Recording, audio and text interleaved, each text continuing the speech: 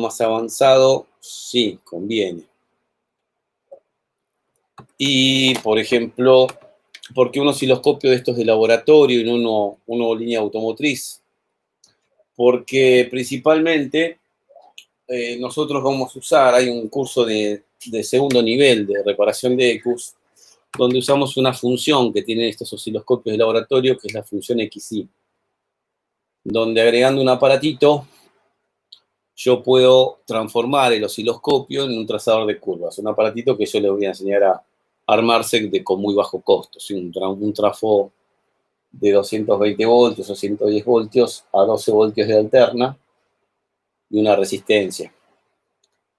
Porque podemos hacer un gráfico para probar componentes, resistencias, capacitores, diodos, transistores, haciendo un gráfico de lo que es amperaje en función del tiempo, donde el aparato, que es el trazador de curvas, le entrega una corriente alterna de muy baja corriente, ¿sí? Un voltaje de 12 voltios de corriente alterna, a cada componente y ve la reacción. Entonces lo que se dibuja en la pantalla de osciloscopio, en vez de tener dos líneas, donde yo tengo voltaje para los dos canales en función del tiempo, cuando yo lo uso en función XY, ninguno de los dos es tiempo, los dos son voltajes. Pero generalmente en reparación de computadoras, tener voltaje con respecto a otro voltaje no se usa mucho.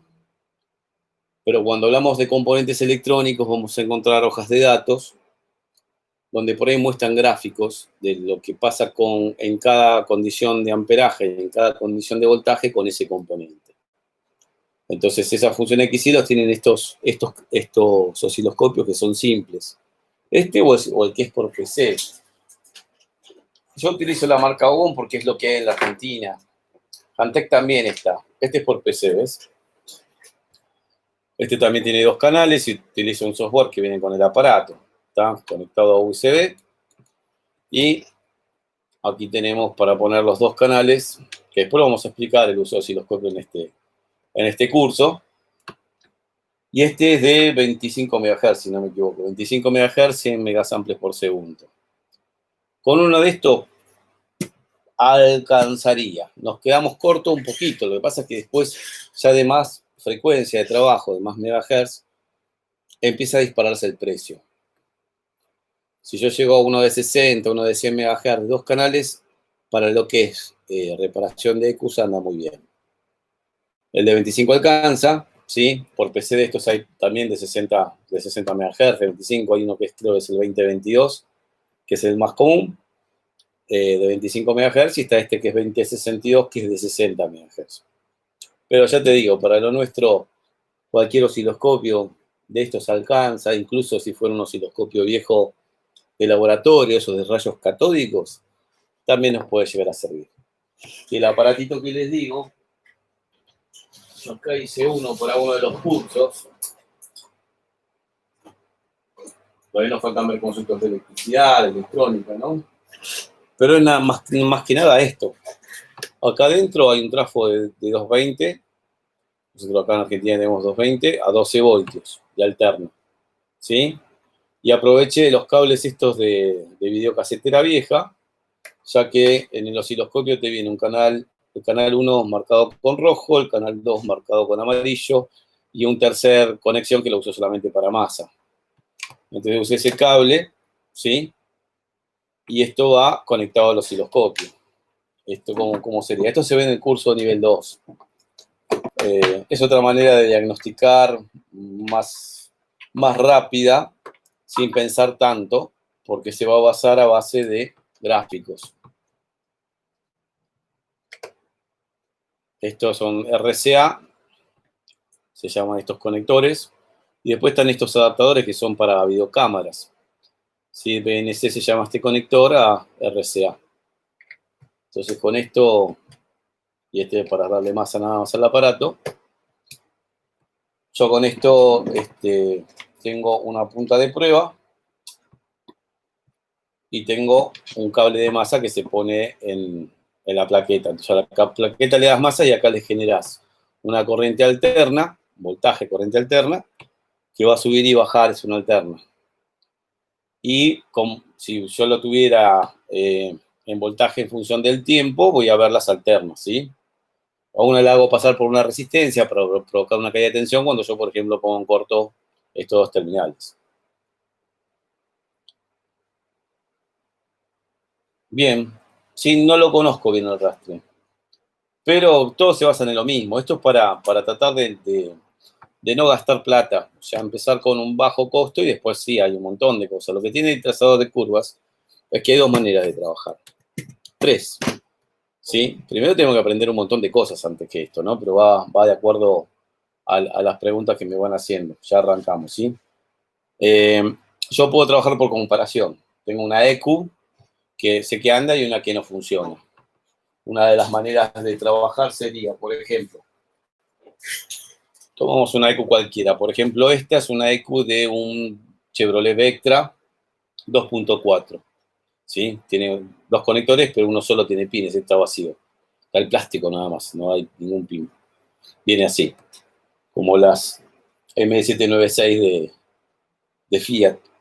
Entonces vos a la placa le das masa, ¿sí? Que a veces la masa la tenés en estas computadoras de Bosch, las tenés alrededor, y vas tocando pin por pin. Y cada pin que vos toques acá te va a dar una curva. ¿Sí? La función XY, en este caso se consigue un botón display, está en formato IT, o sea, Y es el eje vertical, X es el eje horizontal. En el eje Y están los dos voltajes que yo voy a medir con cada canal. ¿Sí? Y en el eje horizontal, ahora, en esta función está el tiempo, por eso es la T. Es los dos voltajes en el eje vertical, si sube el voltaje, sube la línea, si baja el voltaje, baja la línea, en función del tiempo. Donde yo lo puedo hacer en un barrido lento, en este caso, esto es fuera de lo que es lo que sería el trazador de curvas todavía, ¿sí? Estamos hablando de osciloscopio.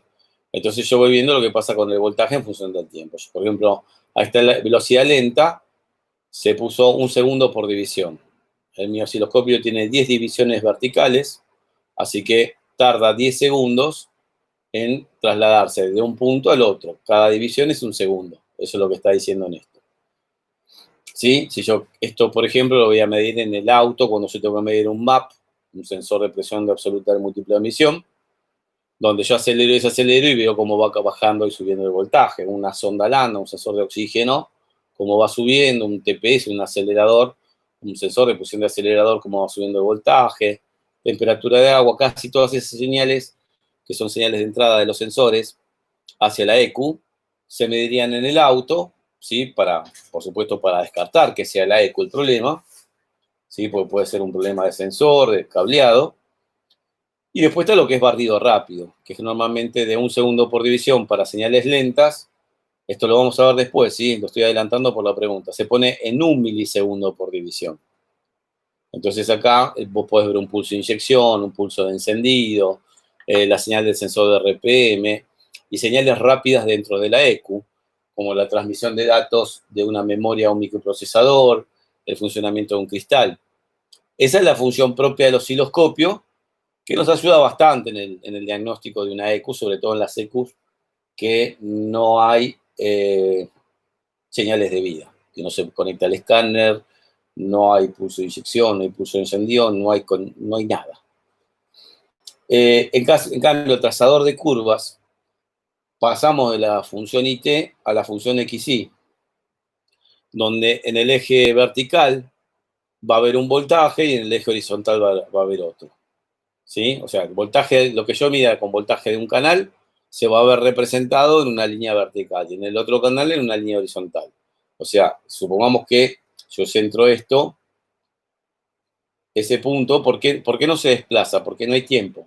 Esto no es en función de lo que pasa con el tiempo, es en función de un voltaje con respecto al otro. Si, por ejemplo, yo ahora tengo 5 voltios por división en cada uno, quiere decir que si yo uso el eje vertical, el eje horizontal, y le agrego a este canal 5 voltios y mido algo con 5 voltios, este punto se me traslada acá. Y si por el otro canal suministro 5 voltios, sube 5 voltios y me queda un punto ahí. ¿Está? O sea, lo que va a mostrar siempre es un punto. Pero si yo con un aparatito, ¿sí? un transformador de corriente alterna, ¿sí? De 220 de la línea domiciliaria, la línea eléctrica de red, a 12 voltios. Esto primero va a generar, o sea, va a ir desde 0 voltios, ¿sí? A 12 voltios a menos 12 voltios. O sea, yo voy a tener una línea que va a oscilar a la velocidad que oscila la frecuencia a la que trabaja la corriente alterna en la red domiciliaria, que son 50 pulsos por segundo. Entonces, yo voy a tener una línea, ¿sí? Que se va a trasladar y voy a ver que parece una línea fija, pero es una línea que se va trasladando, ¿sí? Porque está subiendo el voltaje y bajando el voltaje. Y por el otro canal lo que hago es hacer pasar por una resistencia, cosa de que si se ponen en corto las dos puntas o vos encontrás las dos puntas, me refiero a los dos que salen de acá. Después les voy a enseñar a usarlo, ¿sí? Si yo pongo en corto esto, pasa algo con la corriente. En un circuito abierto está todo el voltaje y no hay nada de amperaje. Suponete que en el eje vertical nosotros vamos a tener amperaje, porque lo que va a dar esto es una caída de tensión que es proporcional al amperaje, y en el eje horizontal tengo voltaje. Si no hay amperaje, no hay corriente circulando porque está el circuito abierto, vamos a tener una línea desfilando acá a alta velocidad, ¿sí? Pero si yo lo pongo en corto, el voltaje se cae a cero, está preparado el circuito con una resistencia para que no sea un corto directo, y el amperaje se va al máximo. Entonces vamos a tener una línea vertical, un circuito abierto horizontal, un cortocircuito, una línea horizontal. Y después cualquier cosa que vos pongas en el medio, un capacitor, vas a ver un óvalo. Si pones una resistencia, vas a ver una línea inclinada, dependiendo del valor de resistencia. Si pones un diodo, vas a ver una curva a partir del cual el diodo empieza a ser conductor y a partir de donde cortas. Si fuera un diodo Zener, vas a ver una curva doble. Entonces, es otra manera de probar. ¿Por qué?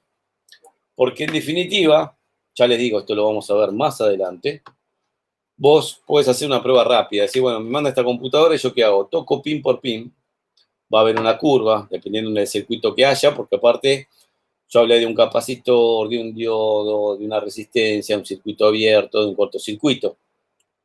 Pero ¿qué pasa cuando hay combinaciones, hay diodos, capacitores en paralelo, resistencias en serie? Bueno, va a dar una curva característica. Puede dar una línea acá y acá comportarse como una curva de un diodo. Puede haber una parte de una señal donde veo un óvalo porque hay un capacitor en el lugar. Y no me interesa mucho el análisis en particular si tengo con qué compararlo. Acá es donde entran los diferentes modos, ¿no? Por un lado, yo puedo estar con gráficos donde decir, bueno, en esta computadora, en el pin número 1 tiene que haber un óvalo. En el pin número 2 tiene que haber una línea oblicua. En el pin número 3 tiene que haber un circuito abierto. En el 4 un cortocircuito que sería el cable de masa. Si pruebo masa con respecto a masa, me va a dar un corto en esto de un valor de amperaje muy pequeño. O sea, yo le inyecto un microamper al circuito, si no lo quemaría. Entonces, por comparación con fotos, yo puedo ir tocando rápidamente y cuando veo que hay algo diferente, voy a ese pin, me fijo en el esquema eléctrico y me va a decir que es la salida o la entrada de tal función. Entonces ahí puedo investigar ese circuito rápidamente. Entonces ya voy al circuito que es diferente a un circuito normal. La otra sería tener una ECU al lado igual, que funciona. Entonces vos pones la otra al lado y haces la misma prueba. Probás el 1 con el 1, el 2 con el 2, el 3 con el 3 y es por comparación. La tercera forma es ya conocer las curvas, saber qué circuito te tiene que dar en cada cosa, que es bastante complejo, generalmente se llama diagnóstico por imágenes, le dicen algunos, porque hace falta tener una imagen para comparar, ¿sí? Y no solamente para trabajar desde los pines, sino también para poder trabajar desde componentes. Esto es un diodo, ¿sí? Puedo venir acá, el capacitor aquí, esto es un driver que maneja inyectores, entonces puedo ver las salidas independientes, este es el regulador de voltaje, ¿sí? Por supuesto, sin alimentar a la ECU. Esto le va a inyectar. Ahora, ¿es un 100% confiable? O sea, si todas las señales me dan bien, ¿quiere decir que la ECU está bien? No. Porque, por ejemplo, un transistor de potencia de encendido, imagínatelo como un conmutador, ¿sí? Uno de estos pines va a ser masa. Supongo que este pin es masa. Esta va a ser la salida hacia la bobina de encendido, uno de estos pines grandes que están acá, ¿sí? Alguno de estos va a ser la salida de encendido. Y después el microprocesador, directa o indirectamente, le da pulsitos de positivo. Cuando vos vas a la salida, aquí, y ves que no tiene nada, o sea, nada, es decir, un circuito abierto que te va a mostrar una línea horizontal, ¿sí? Entonces veo que hay una línea horizontal, digo, está bien. No, lo único que está diciendo es que no es tan corto.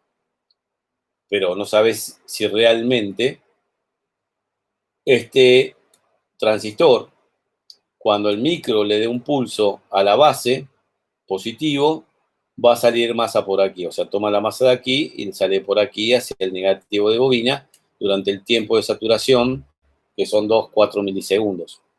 Entonces, es una prueba parcial. Ahora, puedo agregarle a esto algún circuito básico para que le dé un pequeño voltaje con pequeña corriente a la base para ver si se conmuta a masa, y cuando se conmuta a masa es lo mismo que hacer esto, y esto es un corto, y un corto expresaría una línea vertical, serviría, está bien, podríamos agregar un trazador de curvas, un excitador de transistores, que es realmente darle un pequeño voltaje a la base.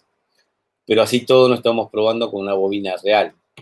Esto es para una prueba rápida. Si me da algo diferente, ahí paro y analizo el circuito. Si me da todo igual, no quiere decir que esté bien. Entonces, es una ayuda, ¿sí? Hacerse un aparatito de estos, donde ustedes por ahí están integrados, iba a decir, de qué es lo que hay adentro. Y por supuesto, no se los voy a mostrar. No, ahí se los muestro. No puedo hacer un gabinete más grande. Yo usé este gabinete porque es el que tenía en ese momento. Está para aprovecharlo. Si puede ser no metálico, mejor. Bueno, acá está todo el circuito electrónico. O sea, nada. El trafo, 220 a 220, por supuesto, y 12 volt a un circuito que después se lo voy a pasar. Y una resistencia, si no me equivoco, 470 ohmios, creo que tiene ese. ¿Está? Porque en uno va a estar la alterna, entonces la alterna la vas a ver yendo y viniendo a 50 pulsos por segundo, va a ser una línea para nuestra vista. Y en el otro no hay nada, a menos que pongas en corto entre los dos terminales, entre la punta de prueba y el cocodrilo de masa, donde ahí haces pasar por la resistencia de la corriente y empieza a manejarse en el otro canal, que sería el eje vertical. Ya lo vamos a ver, tiene su complejidad. Por un lado, es sencillo, pero tiene su complejidad para ir entendiendo cómo armarlo, cómo es que funciona, pero no tiene nada, ¿está? Esto es un trazador de curvas. Por supuesto que van a ver que hay trazadores de curvas que valen miles de dólares, ¿sí? Y esos trazadores de curvas que valen miles de dólares no se basan en conectar a 220, ¿sí? Un aparato, sino que tiene toda una plaqueta electrónica que genera esa corriente de alta frecuencia, trabaja con frecuencias mayores, en vez de 50 ciclos que tiene la red, 50-60, dependiendo en qué país estés. Trabaja con mayor frecuencia, puedes modular esa frecuencia, cambiar los voltajes de excitación de las bases de transistores, tiene un generador de señales, y aparte tiene una base de datos, por ahí de EQs, donde te va a decir, bueno, en esta EQ, en este punto, vos vas a ver que la curva es tal, y es más, por ahí en una parte del aparato que ya está integrado, no es que lo usas adicional a un osciloscopio en algunos casos, te muestra lo que es el circuito, porque lo que hace es un analizador de curvas en el cual, de acuerdo a la forma que te da, el aparato la analiza y sabe que hay un capacitor con un diodo en paralelo y una resistencia en serie. Entonces, viendo esa curva, sabe el contenido de ese circuito y te da los valores, el valor del capacitor, el valor del diodo y el valor de la resistencia. Entonces, lo caro es que si tenemos que comparar ese analizador de curvas con esto, te das cuenta que son cosas diferentes. Pero esto te permite hacer un diagnóstico bastante rápido, ¿sí? Pero hay que conocerlo. Generalmente yo lo explico esto en el curso 2, porque en el curso 1 primero tenemos que entender bien la electricidad, la electrónica, el uso instrumental, todas las funciones del multímetro, las funciones de osciloscopio, entender bien todos los circuitos de una EQ, ¿sí? Entender sobre los componentes, cómo es que funcionan, cómo son las señales, y a partir de ahí recién verlo del trazador de curvas. Como es tanto contenido, generalmente se da en el nivel 2, ¿tá? Pero por lo menos les explico qué es lo que es un trazador de curvas, pues si alguna vez escucharon hablar, y esto es la base del trazador de curvas. Ahora, si usamos un osciloscopio, de esos que son de 8 canales, de línea automotriz, son buenísimos para hacer diagnóstico en el auto. Puedes poner los 4 inyectores, si tuviera 4 bobinas, las 4 bobinas, o 2 bobinas y el sensor de RPM y fase, o sea, puedes ver todo junto, y si tiene suficiente velocidad el osciloscopio, bárbaro. Ahora, si el problema de esos osciloscopios, que realmente son por PC, que tiene mucha cantidad de canales, a medida que vas agregando señales en pantalla, se va haciendo más lenta la actualización. Y acá hay algo, por lo cual, ya que estamos, y es parte del contenido del curso, les quiero aclarar el por qué el tester, por qué el osciloscopio, ¿sí? ¿Qué diferencias tenemos? Y pasa lo siguiente. Vamos por partes. Tenemos. ¿Se entendió más o menos lo que quise explicar?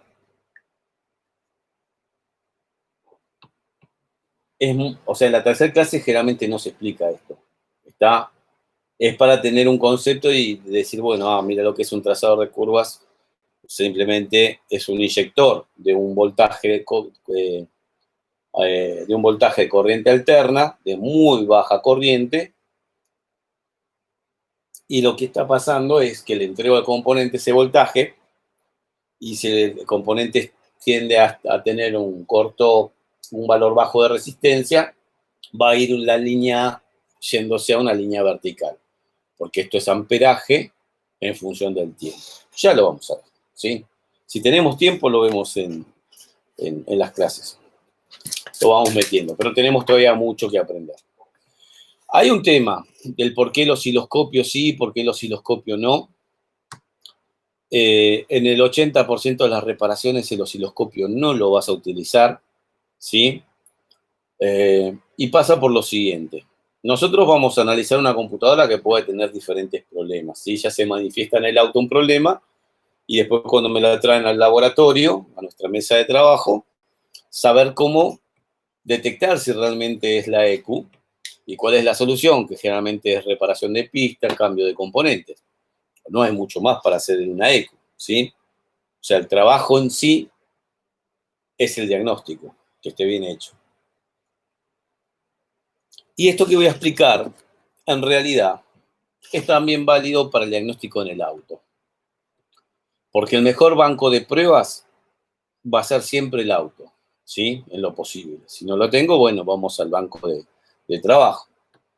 Una EQ, creo que esto algo ya lo habíamos hablado, por ejemplo, a un inyector con un transistor, este es el símbolo de transistor, es un transistor de conmutación, o sea, lo que tengo que hacer es tomar masa de un lado, o sea, un terminal que entra con masa a la EQ, va a pulsar, dar pulsos a un bobinado que es el inyector. ¿Sí? O sea, esto puede ir directamente al microprocesador o puede pasar por lo que se llama un predriver. Al transistor que maneja el inyector se lo llama driver, y si hay un transistor en el medio, más chiquito, muy pequeño, a ese se lo llama predriver. O puede ser un integrado. Por ejemplo, si yo voy a esta computadora, yo puedo ver que acá no hay un transistor que maneja el inyector, sino que los transistores que manejan los 4 inyectores están dentro del mismo encapsulado. A esto se lo llama multidriver, porque maneja varias cosas, y entre ellas los inyectores. Pero el concepto sería algo parecido, o sea, uno de todos los transistores que está acá adentro sería este esquema, ¿sí? Entonces, Yo para saber si la computadora está disparando en el auto, si vos lo tenés en marcha y tenés el auto andando en 3 cilindros, y puede ser que ande en 3 cilindros porque no hay una chispa en un cilindro, no está disparando el inyector quedó trabado o cerrado, no le está llegando positivo al inyector, que ahí ya en la mayoría de las computadoras el positivo no tiene nada que ver con la EQ, ¿sí? Sino que viene en la instalación. En otras sí, por ejemplo, si agarras una computadora S6 de Ford, vos ves que los positivos a los inyectores salen de la misma EQ, ¿sí? Pero en el resto, la gran mayoría de otras EQs, los positivos vienen de la instalación. Puede ser que de un relay que controle la EQ, ¿sí? Un relay principal, pero también controla otras cosas. Si vos siempre hay reglas de oro en el diagnóstico. La regla número 1 es medir a dónde llega la señal. En este caso, si yo estoy sobre el auto, y esto es un inyector, yo tengo que ir a ver si el pulso de inyección llega al inyector, ¿sí? Entonces el punto de medición va a ser en el conector de los dos pines del inyector, uno va a tener positivo siempre y el otro van a estar los pulsos que llegan de la EQ. Yo quiero saber si la EQ está generando esos pulsos.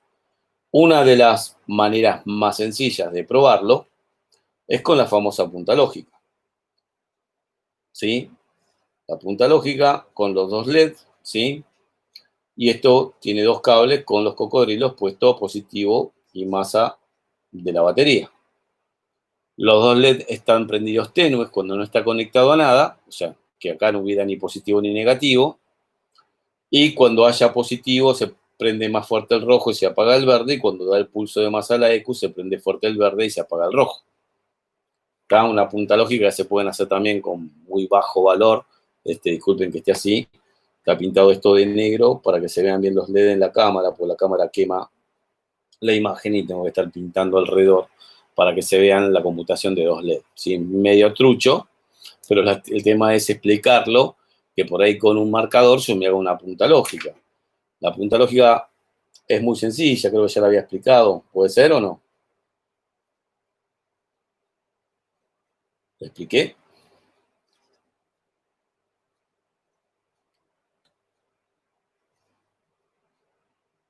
Mientras me contesta, yo ya la voy dibujando igual.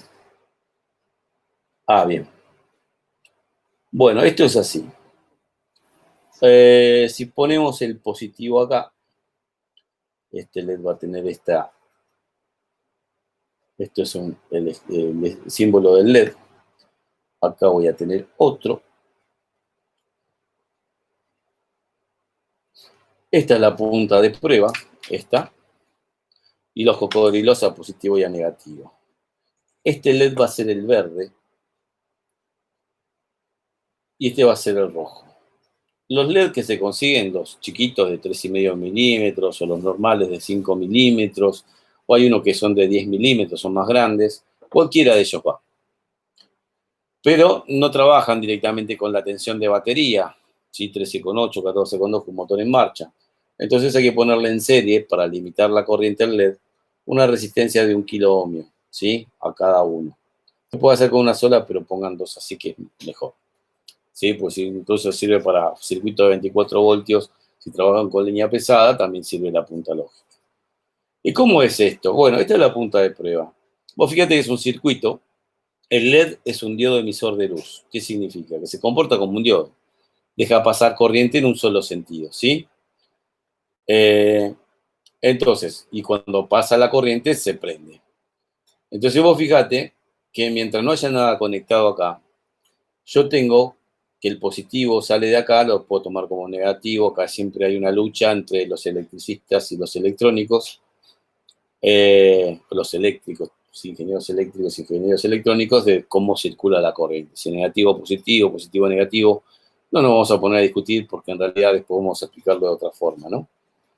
Pero acá yo tengo que entra positivo, pasa por una resistencia, limito la corriente, no necesito mucho consumo, y como está puesto el LED tiene dos patas. Vamos a hacerlo así mejor. Una larga y una corta, y la corta es el negativo, ¿sí? Que generalmente tiene un cortecito, ¿sí? Que si se lo viera de arriba, lo vería así el LED. ¿Tá? Este es el negativo. Entonces, yo voy a poner la pata corta de este lado y la pata larga apuntando al positivo. ¿Está? Entonces, de esta manera pasa la corriente, ¿sí? Este también lo habilita, pues sigue en el mismo sentido. Pasa por otra resistencia y se va a masa. Quiere decir que el circuito cierra a través de dos resistencias y dos LEDs puestos en serie. Por eso es que cuando la punta no está tocando nada, los dos LEDs están prendidos tenues, porque tienen que pasar por el doble de circuito en serie. ¿Está? Entonces, lo que va a pasar, se divide la corriente, se cae la tensión a la mitad y el encendido del LED es tenue. Ahora, si yo toco esto con masa, ¿sí? Vos fíjate que acá tenés masa y acá tenés masa. Entonces, en todo este circuito no hay diferencia de tensión. Porque cuando vos inyectas masa acá, queda todo este circuito con masa y este LED rojo se apaga.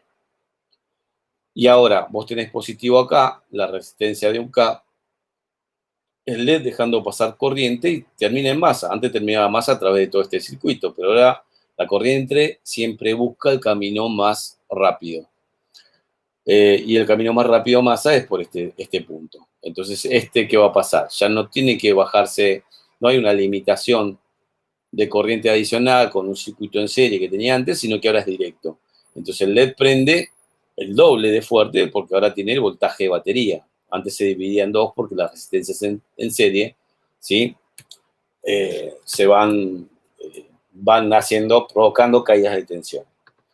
Entonces, si lo pongo a masa, se apaga el rojo y prende más fuerte el verde. Y si en vez de poner a masa lo pusiera positivo, yo acá tengo positivo y acá tengo positivo. Este circuito se anula porque no hay diferencia de potencial eléctrico, tiene el mismo voltaje en los dos lados, no puede prender nunca.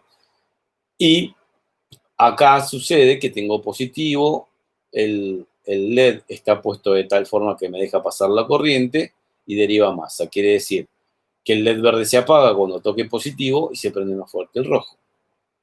Y este es el principio de funcionamiento de una punta lógica para probar en el auto la presencia de pulso de inyección, pulso de encendido, conmutación de un relay, manejo de motor paso a paso, también un distribuidor con un sensor Hall, también puedo llegar a ver los pulsos, o un sensor tipo Hall, que da onda cuadrada de RPM que esté en el volante, pero girándolo a velocidad a mano, porque tenemos mucha cantidad de pulsos por segundo, y no llegaríamos a ver el destello del LED, ¿tá? Porque la velocidad del sensor de Hall en un volante de motor tiene por ahí 60 dientes, por cada vuelta da 60 pulsos. Es imposible de ver.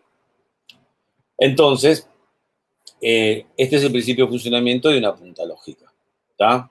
La punta lógica nos serviría no para ver polaridad, me sirve también, ¿sí? Pero me sirve más para ver presencia de pulsos, ¿sí? Los pulsos estos que daría la computadora a un inyector, a una bobina de encendido, ¿sí? Me serviría este circuito sencillo. ¿Tá? Dos LEDs, dos resistencias, dos cables rojo y negro con cocodrilo y una punta de prueba que puede ser una punta de tester o lo que tengan ahí a mano. Fíjense que esto se hizo así económicamente y funciona. ¿Tá? Es más, yo por ejemplo, para probar un transistor de estos, yo uso dos puntas lógicas. ¿Por qué? Porque primero le doy masa, o sea, uso una fuente de 12 volts y le doy masa y 12 voltios, van a quedar los LED prendidos. Después lo vamos a hacer las prácticas, por supuesto. Hoy se mueve la cámara, parece. Le doy masa donde entra masa, ¿sí? al transistor de conmutación, o sea, sería esta pata de acá, sería esta de acá. Y después lo que emularía, en la punta esta, yo voy a tener aquí 6 voltios. Generalmente los transistores funcionan con menos de 5 voltios, 6, 3, 2,5, 2,6, o sea, darle un pequeño voltaje a la base del transistor, ¿sí? Para que conmute, para que cierre como si fuera un relay. Y va a salir masa por acá. Entonces yo vengo con una punta lógica acá para ver la salida del pulso, ¿sí? Y con otra punta lógica, dándole masa a este terminal, dejándolo a masa, y a este le doy pulsitos, cada vez que le doy un pulsito en la base, se cierra el circuito del transistor y aparece el pulso de masa. Por supuesto que eso lo voy a hacer monitoreando con la salida con una punta lógica. No puedo darle pulsos, ¿sí? Con un positivo que tengo por diseño. Vos fíjate lo siguiente. Yo acá tengo un voltaje. Cuando yo acá conecto 12 volt y masa, yo acá tengo un voltaje. Este circuito es lo mismo que expresarlo así. Tengo un positivo acá, paso por una resistencia, un LED, vamos a hacerlo rápido, una resistencia y un LED. Y acá tengo el negativo. Si estos circuitos son iguales en resistencia, ¿sí? Vamos a terminarlo. Si son iguales en resistencia,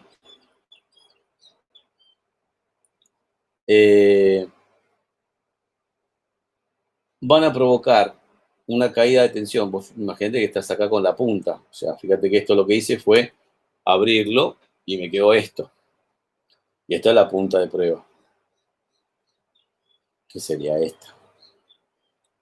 ¿Sí?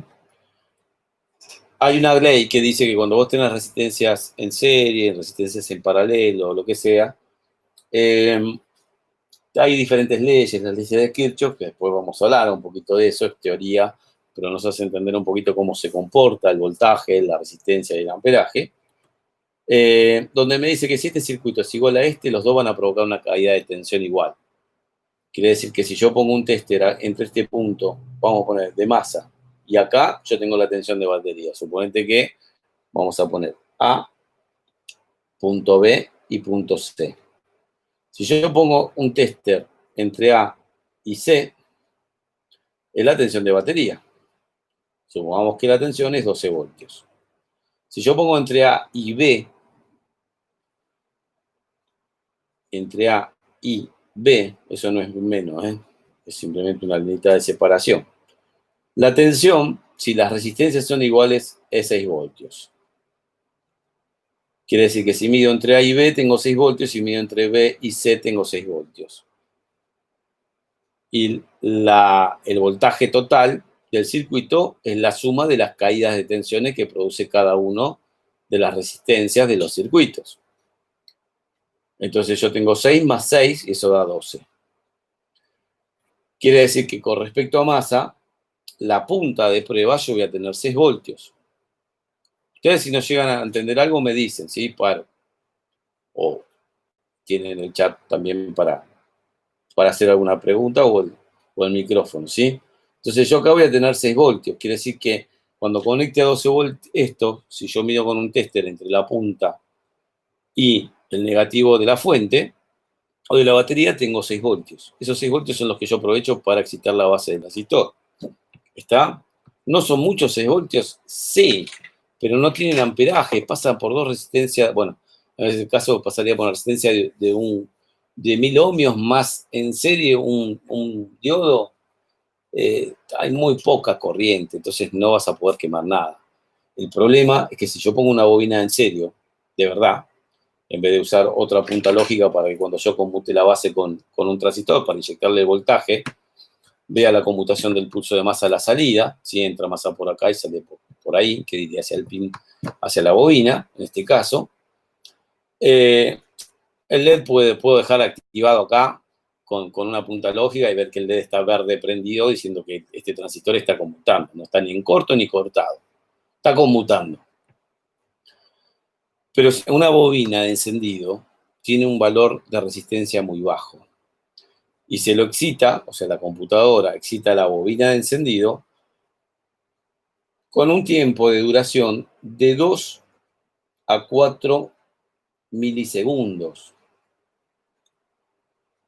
Está 2 a 4 milisegundos. Si yo cuando hago esto, por ejemplo, cada vez que yo hago esto, hay como 200 milisegundos en cada conmutación. 200 milisegundos, 0,2 segundos.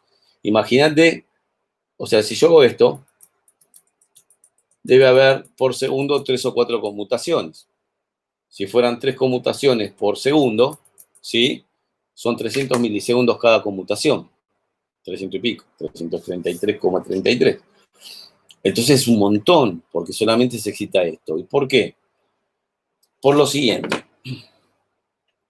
La bobina de encendido es un tema y es una de las cosas que más se quema en la EQ, el transistor que maneja la bobina de encendido. Vos tenés que lograr darle masa a un bobinado primario, ¿sí? Vamos a poner una bobina común, a un bobinado secundario, sería la torre de alta tensión, esta es una bobina común para un distribuidor.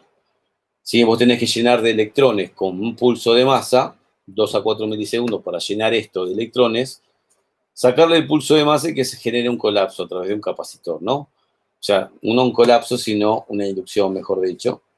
Esa inducción de corriente del otro bobinado es el efecto transformador. O sea, si vos a un trafo le das corriente alterna acá, por el otro lado va a salir una corriente alterna, con una fuerza, un voltaje diferente de acuerdo a la separación, si hay un núcleo de hierro en el medio, la cantidad de espiras, el grosor del alambre de cobre. Entonces vos vas obteniendo diferentes relaciones en cuanto al voltaje y el amperaje que daría un transformador. Y esto es un transformador de encendido, es más, a una bobina de encendido se lo llama un transformador de encendido. Entonces, en este caso, vos cargas un bobinado primario y cuando le sacás la masa se genera un campo magnético, una inducción al otro bobinado, donde va a ir subiendo el voltaje hasta que pueda vencer, vamos a poner una bujía sola, el espacio de aire que hay entre los electrodos de la bujía. La bujía está puesta a masa a través del motor. Entonces ahí va a haber un salto de chispa recién cuando la tensión se vaya elevando y llegue a un valor donde pueda vencer el espacio de aire. Ahora, para que eso suceda, ¿sí? Para elevar esto, para que salte una chispa acá, tiene que haber mínimo 8.000, 9.000, 10.000, 12.000, 15.000 voltios. ¿Está? Puede llegar hasta 60.000 voltios algunas bobinas. Entonces, para transformar de 12, o la tensión de carga 13,8, 14,2 a tal valor, hay una gran diferencia entre el bobinado primario y secundario. El primario tiene 0,5 ohmios si vos lo medís, incluso en las bobinas más nuevas también. Y el secundario por ahí tiene 6.000, 7.000, 9.000, 12.000 ohmios. La computadora no se entera lo que pasa con el secundario en forma directa. La computadora lo único que hace es con ese transistor, sí, que en estos casos de las bobinas de encendido no hay multidriver, sino que solamente hay un transistor dedicado para cada bobina, ¿sí? Fíjate que acá yo tendría para poner 4, porque puede ser un diseño de placa donde haya una bobina por cilindro. Pero en este diseño se usa una bobina para 2 cilindros. La diferencia en esto es que la bobina, cuando es así para 2 cilindros, se usa un primario, acá sí es como un trafo, acá están los pulsos de masa que da la EQ, acá está el positivo que viene de la instalación, la tensión de batería, y el bobinado secundario que tiene mucha cantidad de espiras, no está ni siquiera en contacto con el primario como las bobinas más viejas, y acá lo que tenemos es que hay una bujía puesta aquí y otra bujía puesta aquí. Por supuesto que las dos a masa, ¿está? Esto se llama de chispa perdida porque en realidad la inducción se produce de primario a secundario, se eleva la tensión en el secundario y salta la chispa, o sea, busca la masa a los dos. O sea, no puede saltar masa en uno solo, va a tener que saltar en los dos, ¿sí? Entonces, ¿qué va a pasar acá?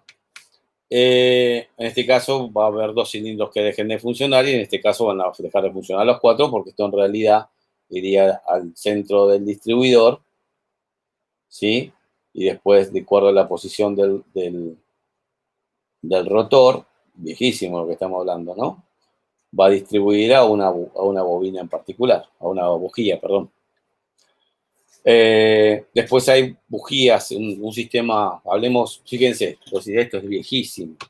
Sí, si vamos ahora a un sistema de un vehículo con motor THP, ¿sí? Inyección directa de Peugeot y Citroën. También el sistema MEDI 7.5 que utiliza Volkswagen, inyección directa. La bobina de encendido que maneja la ECU, las maneja en forma individual, ¿sí?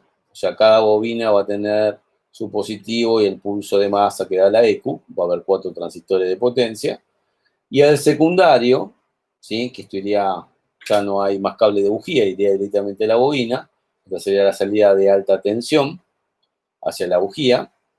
El bobinado secundario, muy finito y mucha cantidad de espiras, va puesto masa.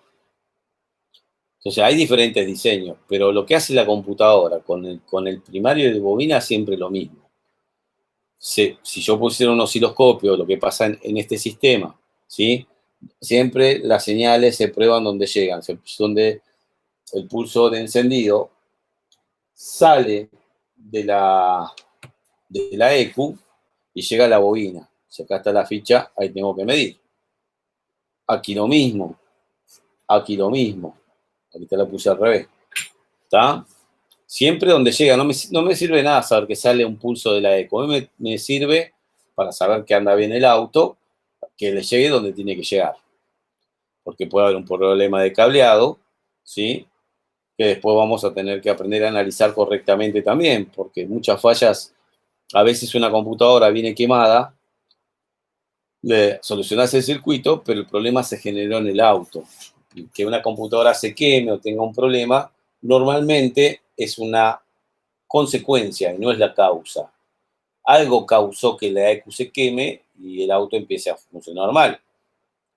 Pero algo fue lo que provocó un cortocircuito, ¿sí? En la instalación, una mala praxis, ¿sí? Generar sin querer en una prueba mal hecha un corto y por ahí dejó de funcionar una parte de la ECU. Ahora yo quiero ir a lo siguiente. Yo dije que el bobinado primario tiene medio ohmio. Y la ley de Ohm famosa que nadie quiere relaciona los parámetros, esto lo habíamos hablado la vez pasada, de lo que es voltaje, amperaje o intensidad y resistencia. Voltaje o tensión, ¿sí? Voltaje es igual a decir tensión. Y se puede indicar con una letra B o una letra T o, me olvidé. Voltaje, tensión, ¿alguien sabe? Bueno, me olvidé. Voltaje, tensión o una letra E. No me pregunten de dónde salió la E, ¿sí? Por eso me olvidé. No se usa. En línea automotriz nosotros damos la B de voltaje o puede ser T de tensión, pero generalmente B porque es la característica que el tester me da. ¿Está? Poner el selector en la función voltaje. Decir amperaje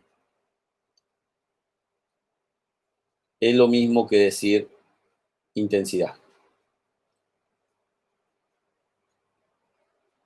¿Sí? Por lo tanto, A de amper o I de intensidad es lo mismo, pero usamos la A de amperaje porque en el tester a la corriente se la denomina con A de amperaje. Y la resistencia, bueno, la resistencia es solamente resistencia y se le indica con una letra omega, que es la que nos muestra el tester, o una R, ¿sí? Y vos tenés lo siguiente, ¿esto para qué te sirve la ley de Ohm? La ley de Ohm te sirve para entender qué pasa en un cortocircuito, en un circuito abierto.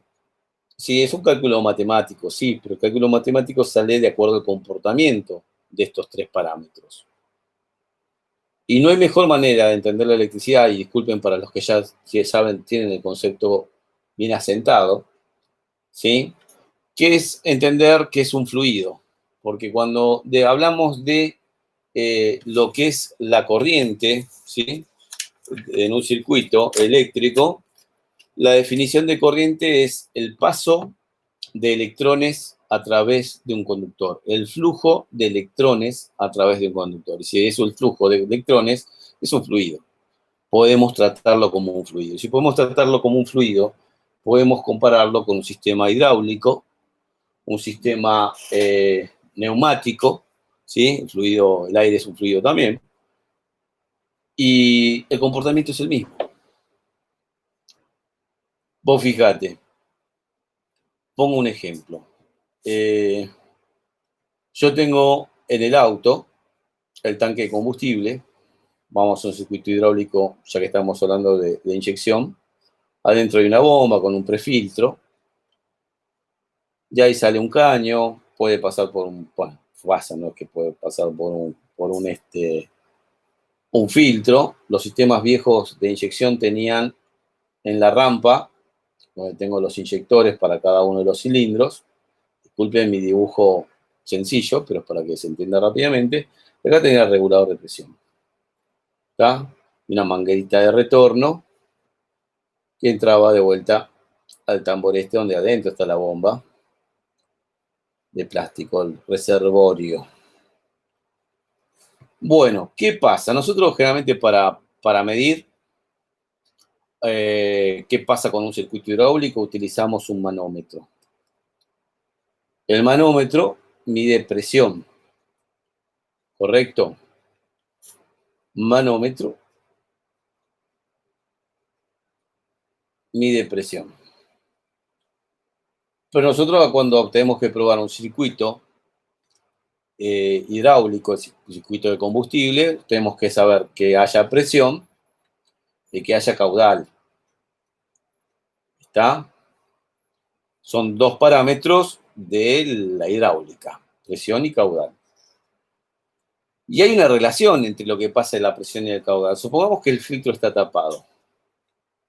Si el filtro está tapado, semi-obstruido, por ahí cuando yo le doy arranque, la presión sube y alcanza para que el motor funcione con el caudal correcto y la presión correcta. Pero cuando yo acelero, donde tiene que consumir más caudal, porque estoy acelerando o estoy en una condición de más carga, lo que va a pasar es que por ahí no alcanza el caudal, ¿sí? O sea, lo que tiene que consumir el motor es mayor a lo que puede pasar por el filtro tapado y la presión se me empieza a caer.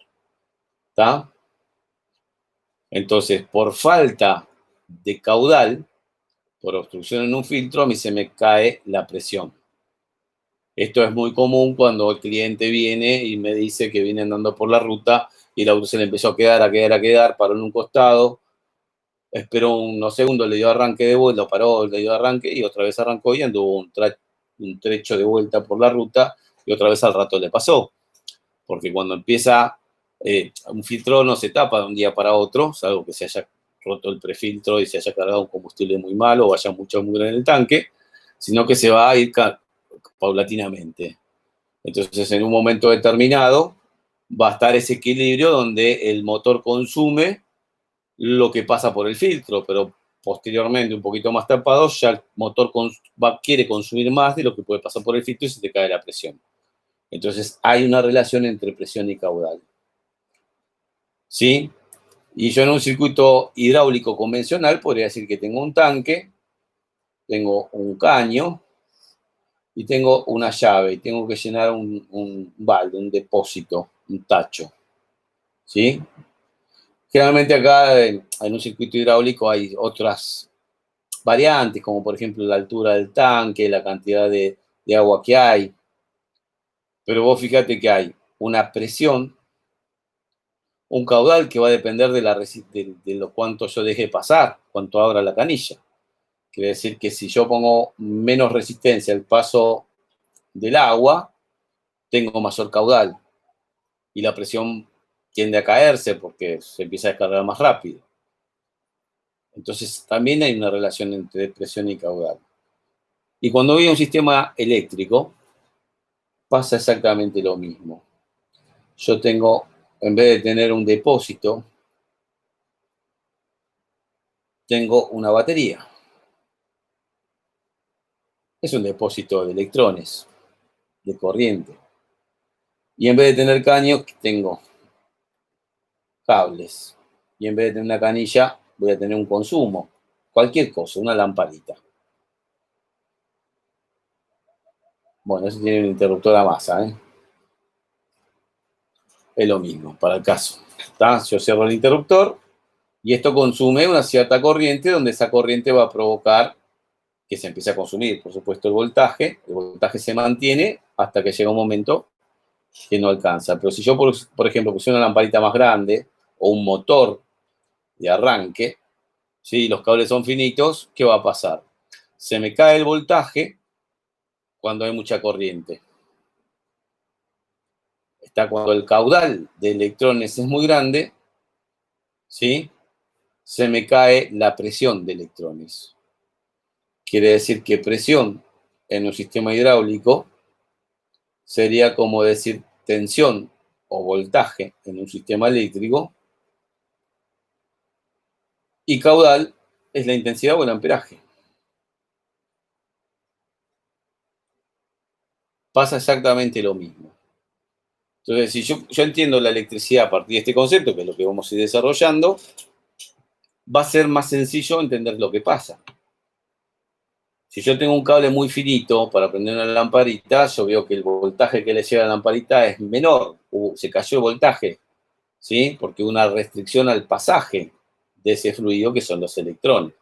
Uno tiene que imaginarse, ¿sí? Porque en un sistema hidráulico digo, bueno, vamos a ver si hay caudal de presión. Desconecto la manguera, supongo que no tengo manómetro, ¿no? La pongo en una probeta o en un bidón, y le digo, pone contacto, y la pretemporización de la bomba sale un chorro grande. Ah, hay presión y caudal. Muy mal hecho, así no se prueba, ¿no? Pero yo puedo ver que hay una cierta fuerza, ¿sí? Y un cierto caudal, porque enseguida se me llenó el bidón, el tacho, y con eso me doy cuenta de que esto está tirando. No sé si va a alcanzar después para que abran los inyectores. O sea, los inyectores van a abrir por pulso eléctrico un nastero. Pero me refiero a que no sé si va a alcanzar la presión para que haya suficiente caudal, porque hay una relación entre los dos. Y esto sería lo mismo, o sea, otra vez, estamos en lo mismo. Si yo tengo un circuito donde hay cables que están sulfatados, oxidados, ¿sí? O con hilos cortados, eso es como tener, por ejemplo, un caño achatado acá. Es como tener un filtro tapado acá.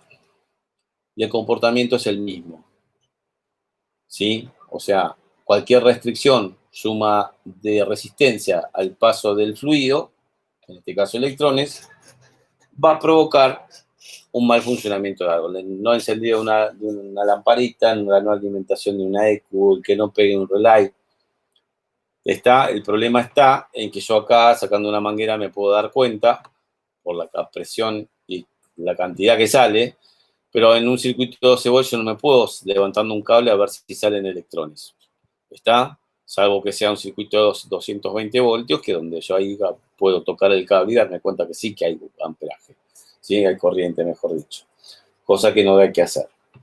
Pero la ley de Ohm da esto es una regla mnemotécnica que se utiliza para entender lo siguiente. ¿Qué es esto? Sí, bar o vir, si hubiéramos usado la ley de intensidad. Volvamos a hacerlo acá, así no lo tengo que mostrar en la otra hoja. Y tenemos esta hoja completa. Voltaje, amperaje o intensidad y de resistencia. Vos fíjate una cosa. En un circuito abierto, el voltaje de la fuente se mantiene porque no hay consumo. El voltaje tiende a ser el máximo de la fuente. El amperaje, ¿sí? No hay amperaje, no hay caudal. Así que el caudal está en cero. Y la resistencia es la resistencia del circuito, que va a ser infinito, muy alto. ¿Sí? En un cortocircuito, yo tengo que el amperaje se me va al infinito. ¿Está? El voltaje, la batería cuando vos haces un corto tiende a irse a cero. Y la resistencia en un corto es bajísima, es un corto, es 0 ohmio. Lo que te está diciendo esto es eso a través de un cálculo matemático. Voltaje es igual a intensidad por resistencia, ¿sí? Quiere decir que si la resistencia en un circuito es la misma y le bajás el voltaje, va a subir el amperaje para mantenerse ese cálculo. Si vos tenés un circuito de 12 voltios y la resistencia es de 1 ohmio, el amperaje que va a circular por ese circuito, ¿cuánto tiene que ser? A ver si me están siguiendo o ya se me fueron a dormir.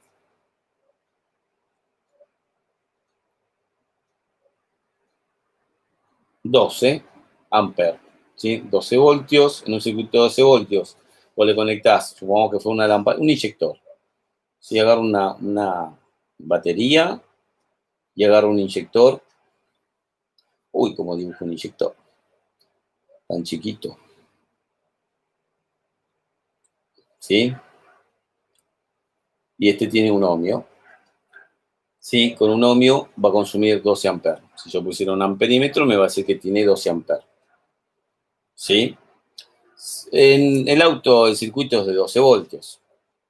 Por lo tanto, si ahora yo tuviera un inyector, generalmente son de 15 y 16 ohms, pero para hacer el cálculo más fácil, fuera de 12 ohmios, sí o sí sé qué pasa con el amperaje. ¿Cuánto va a ser el amperaje en un circuito donde lo que está conectado tiene 12 ohmios? 1 amper. Cuando la resistencia es alta, el amperaje es más bajo y el voltaje es más alto. Si el voltaje es el de la fuente. ¿Sí? La caída de tensión que se te va a producir en un cortocircuito es cuando haya un corto, si este valor fuera 0 ohmios o el cable es muy finito y no pueden pasar 12 amperes, se me empieza a caer el voltaje. Entonces, la ley de Ohm lo único que te dice es la relación entre los tres parámetros, el caudal, la presión y la resistencia al paso del fluido, en este caso, corriente eléctrica. Todos estos conceptos se aplican en el diagnóstico de lo que está pasando y hay errores en el diagnóstico en el auto, ¿sí? Cuando uno prueba el circuito. Generalmente se toma como válido que un circuito de masa está bien cuando vos te da 0 ohmios. El cable de masa entre el negativo de batería, vamos a hacerlo así,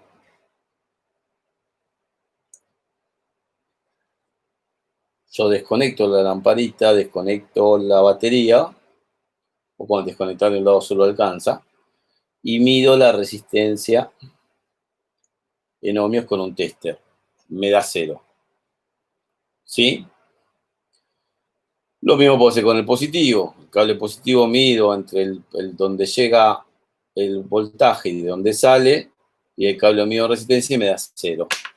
Si el cable tiene 0 ohmios, la única resistencia será del componente, por lo tanto el componente debería, si está bien diseñado el circuito con el grosor de alambre de cobre correcto, la lamparita va a prender bien, pero cuando conecte todo, la lamparita se atenúa.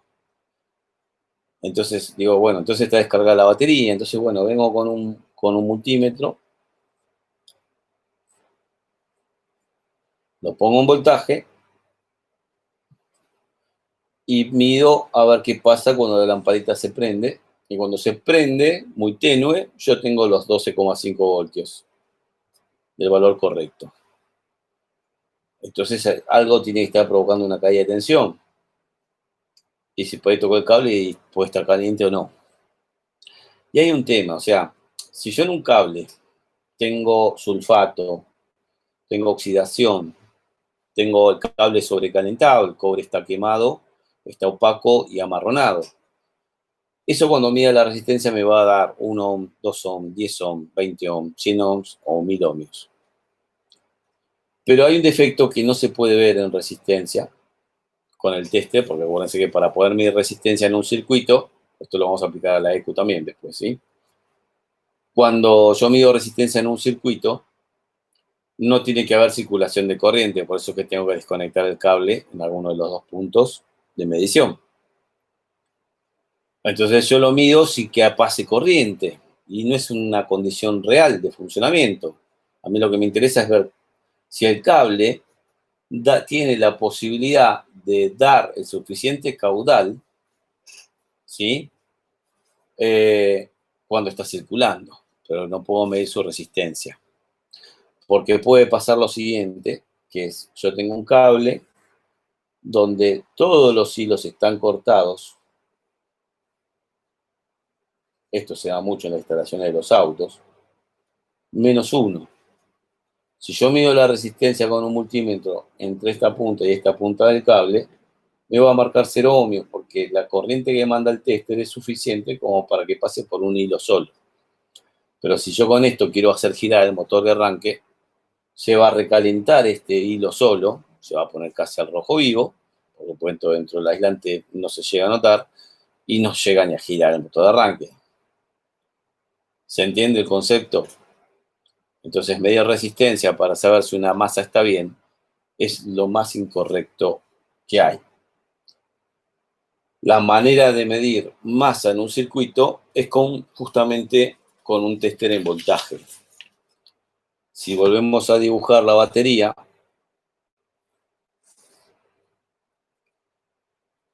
y pongo la lamparita, acuérdense que esto puede ser hasta una ECU de inyección. La mejor prueba es hacer esto. Poner el multímetro en voltaje entre, si yo quiero probar la masa, donde sale la masa y a dónde llega. La diferencia de tensión tiene que ser 0. Lo ideal sería 0 voltios. Pero ¿qué pasaría si yo lo corto el cable directamente? ¿Qué voltaje tengo? ¿Alguien sabe? Si corto el cable ese, ¿qué voltaje me va a dar entre masa y masa?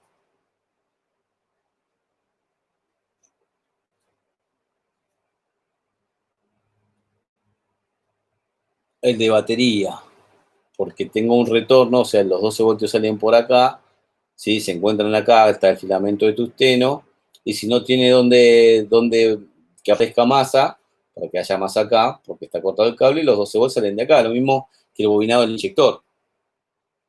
O sea, vos en un inyector, una bobina de encendido, vos cuando la computadora no está dando el pulso de masa, ¿sí? Cuando la ECU no está dando el pulso de masa, vos acá tenés positivo por retorno.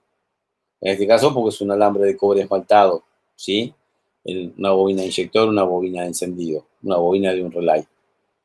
En este caso, es un filamento de tungsteno en una lamparita, pero tenés un retorno de tensión. Quiere decir que si la resistencia tiende a 0, pues vamos a poner es igual a 0 en el cable, vos tenés que el voltaje está ok, que es el de la tensión de batería, ¿sí?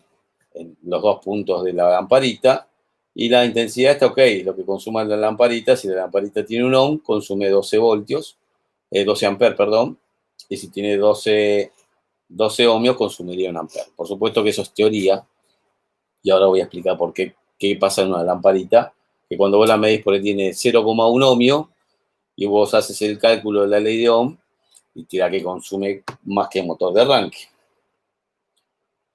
Ahora, si la resistencia es igual a infinito, está cortado el cable, el voltaje, ¿sí?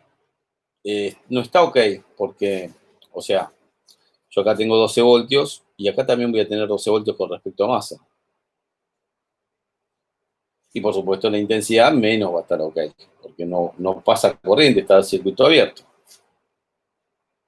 Y esa es la relación de vuelta del voltaje igual a intensidad por resistencia. Si hay una resistencia infinita, no hay consumo, el amperaje se va a 0 y el voltaje es el máximo, que es el valor de la fuente.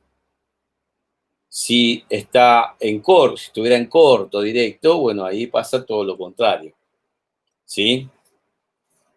Pero saltando la lamparita. No estamos hablando de ese caso, estamos hablando de esto. A mí me interesa saber qué es lo que pasa. Si corto el cable, me aparecen 12 voltios. Entonces, si la resistencia es igual a 0, ¿sí? Podríamos decir que el cable está ok. La resistencia, el voltaje, perdón. El voltaje que me mide para saber si el cable está resistivo o no, me da 0 entre este punto y este punto, teniendo 12 volts de este lado, el cable estaría ok. Y si el voltaje fuera igual al valor de la fuente, vamos a poner 12 voltios, el cable está cortado. Y si me diera cortado, ¿sí? Si me diera un voltaje intermedio, 5, 6 volts, 4 voltios, entre masa y masa, es porque hay una resistencia al paso de corriente. Está apareciendo un voltaje, como que el positivo pasa por el filamento de tungsteno y parte del voltaje termina acá. Por eso es que tengo un retorno de tensión. Entonces tengo 4 voltios acá, ¿sí? Porque acá hay un cable sulfatado, oxidado, sobrecalentado o con hilos cortados. Me apareció un retorno de voltaje donde tendría que haberse, con respecto a masa, debería haber 0 voltios. Y si yo acá me quedaron 4 voltios medidos con respecto a masa y acá tengo 12 voltios, ¿sí? En este punto con respecto a masa, ¿cuál es el voltaje real con el cual está alimentado la lamparita?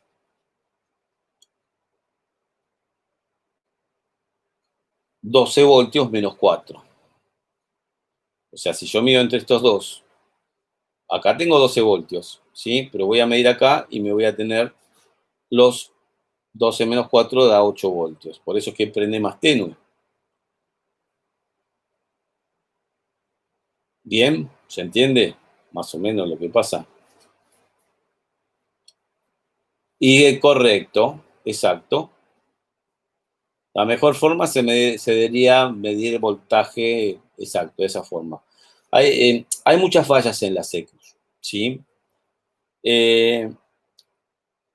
Donde nosotros no vamos a ir a una pista a ver si hay una caída de tensión, en realidad sí, vamos, por ejemplo, cuando tenemos un voltaje de 3,3 voltios, donde tendría que haber 5 a la salida para alimentar una memoria, por ejemplo, ¿sí? Y me encuentro que no tengo 5, sino tengo 3 voltios. Y esos 3 voltios pueden estar limitados porque justo pasa por una pista, ¿sí? O del circuito impreso, o un through hole, que es uno de esos orificios que pasan de un lado a la placa para seguir por el circuito por otro lado. Y está sulfatado, oxidado, ¿sí? O también puede ser que esté mal el componente, o también que haya un cortocircuito, ¿sí? Que justo esta memoria, que es la que tiene que recibir los 5 voltios, y esta memoria tiene que recibir 5 voltios, está en corto adentro. Por supuesto que va a venir acompañado un cortocircuito con un calentamiento excesivo del componente. Entonces, por eso es que una de las primeras pruebas que se hace es fijarse el amperaje de consumo. O sea, cualquier cosa que consuma más en una computadora se va a ver reflejado en, cuando vos le des 12 voltios y masa, poner un amperímetro y verificar qué amperaje tenés. ¿Sí? Una computadora sin estar conectada a nada solamente tiene su electrónica para hacer funcionar sus componentes, que son de muy baja corriente. Se habla de miliamperes, 100 miliamperes, 80 miliamperes, 200 miliamperes. Cuando la computadora tiene que trabajar con todo un circuito para elevar tensión, como pasa en un sistema como un RAID, para abrir los inyectores hace falta mucho voltaje, o en un sistema de inyección directa, que pasa lo mismo que en el Common Rail, bastera, de gasolina. En esos casos sí hay que cargar unos capacitores con unos inductores. Entonces, en esos casos puede tener 600 miliamperes, ¿sí? 0,6 amperes, un poco más de medio ampere. Pero si las computadoras son las convencionales, no puede consumir más de 200, 300 miliamperes. Si yo lo conecto y tengo 800 miliamperes, esos 800 miliamperes que me muestra el multímetro en amperaje o nuestra fuente, si tengo una fuente con amperímetro, o nuestro banco, si le puse un amperímetro, va a venir acompañado de la temperatura de algún componente. Entonces, parte del diagnóstico en una ECU lo puedo hacer a través de medir la temperatura. O sea, si tenemos que hablar de forma técnica, tendría que usar un termómetro digital, por ejemplo, ¿sí? Y si no, tocar los componentes con cuidado y ver que este está caliente o de repente el regulador de voltaje está caliente. Pero hay que tener en cuenta lo siguiente.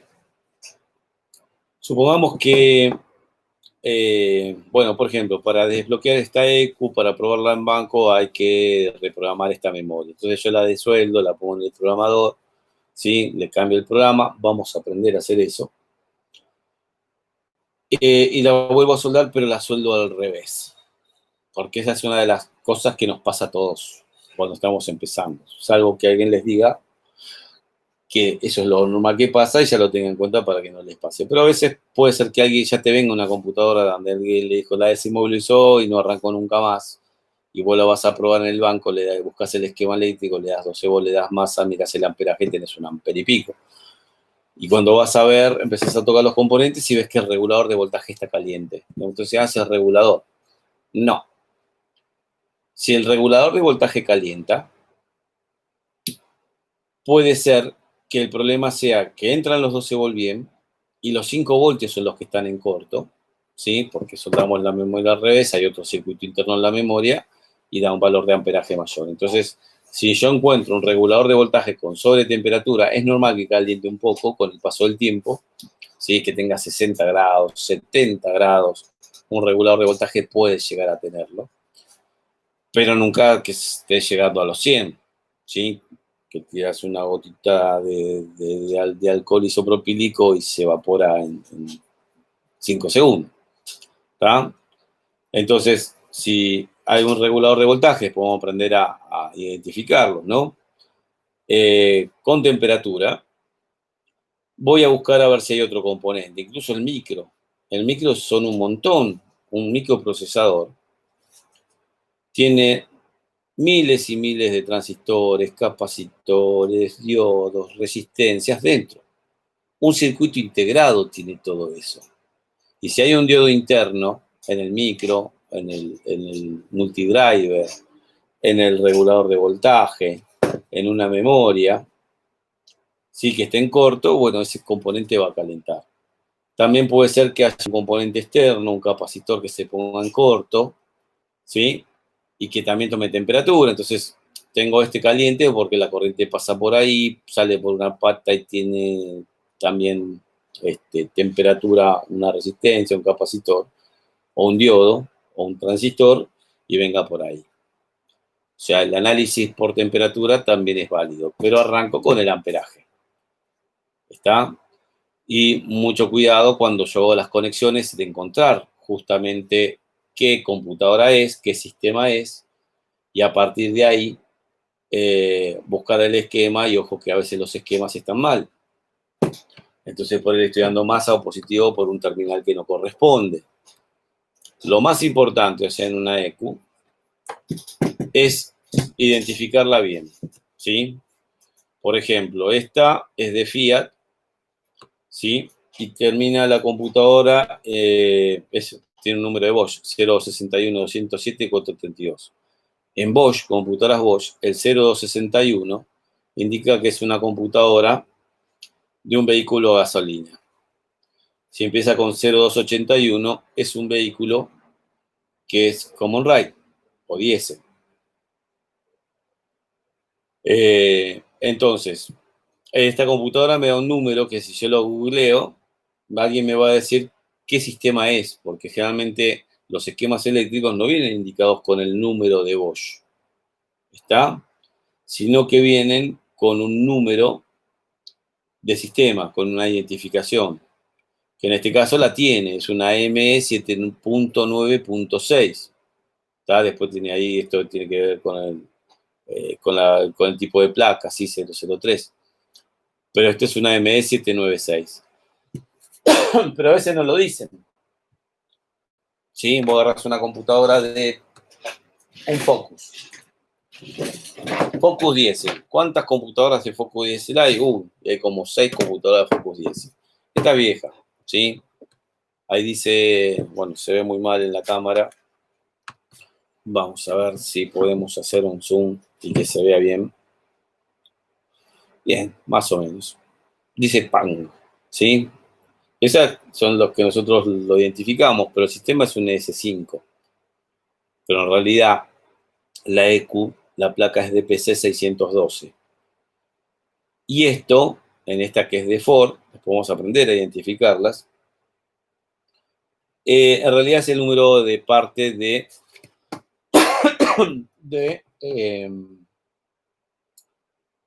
el número de pieza, es el que utiliza Ford.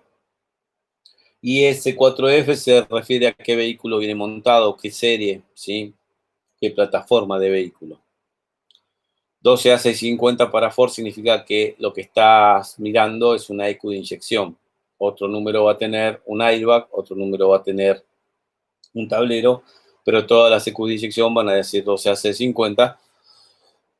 Hasta hace poco respetaban eso. IPA es el número de software, que puede haber un cambio entre una EQ y otra, donde se hizo una corrección de software, por ejemplo, ¿sí? Para sacarle un problema de funcionamiento. Pero en este caso, el esquema eléctrico va a tener que depender de, bueno, ¿cómo busco un esquema eléctrico de esto? Bueno, ¿cuántos pines tiene? Tiene 4 hileras, ¿sí? Tiene 104 pines en total. Bueno, mirar si en el esquema me muestra el conector, porque hay computadoras CS5, nafta, diésel, de 60 pines y de 104. Y aparte que hay un montón de modelos diferentes. Entonces lo más importante es DPC, que es diésel, ¿sí? Este es un motor 1.8 TDDI. Acá a ver si esta está suelta, me parece que no. No tenemos suelta. Acá tengo otra. Es el mismo vehículo, Focus. Bueno, lo que está abajo de todo esto.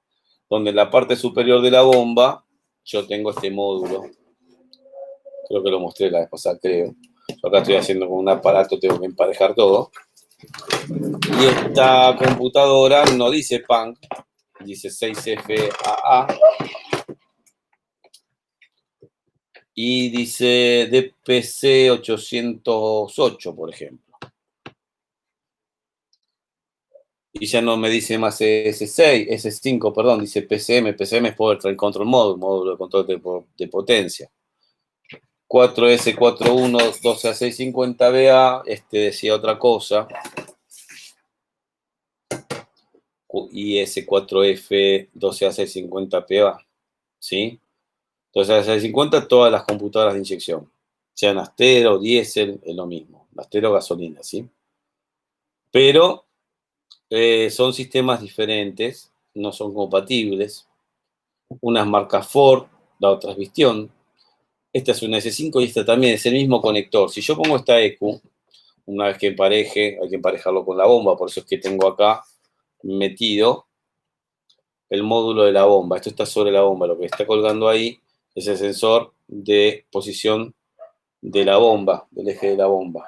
Esto está adentro. Y esto maneja, tiene una red multiplexada, una red CAN, y maneja 2 electroválvulas de avance al comienzo de inyección y una de caudal. Después lo vamos a ver cuando veamos diésel, ¿sí? Pero lo que voy es cómo identifico las EQs, o sea, cómo me encuentro los esquemas eléctricos. Bueno, es en algunos casos en Bosch, es mandar en Google o en alguna base de datos el número de computadora. Por ejemplo, vamos a un caso en particular.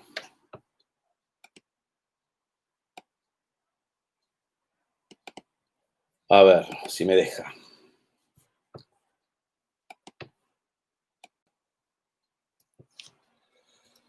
Yo tengo una EQ, a ver. ¿Dónde tengo una EQ?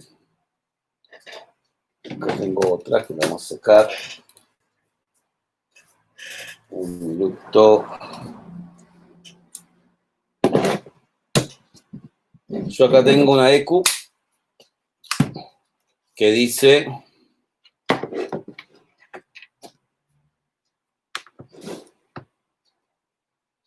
061 201 120 y dice 796.